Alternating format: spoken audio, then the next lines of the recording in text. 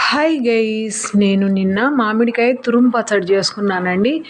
దానికని చెప్పేసి ఒక చిన్న మామిడికాయ తీసుకొని అంతా తురుము పట్టుకునింటే ఇలా అయింది. దాంట్లోనే ఉప్పు కారము కలిపేసుకున్న, ఈ తురుములోనే కలిపేసుకొని నేను అప్పటికప్పుడు అన్నీ చేసుకున్నా. నిల్వ ఉంచేదానికి అది వేరే పచ్చడి అండి. మళ్ళీ ఇలా కలిపేసుకొని బాగా ఇంకా తాలింపుకి వేసుకున్నానండి. తాలింపుకి వేసుకొని ఇంకా కొంచెం అంత ఆయిల్ పెట్టుకొని ఇంకా తాలింపుకి వేసుకుంటున్నా. మా వీడియో నచ్చితే ఒక లైక్ చేసి మా ఛానల్ను సబ్స్క్రైబ్ చేసుకోండి. మీ ఫ్రెండ్స్కు రిలేటివ్స్కు షేర్ చేయండి మా ఛానల్ని.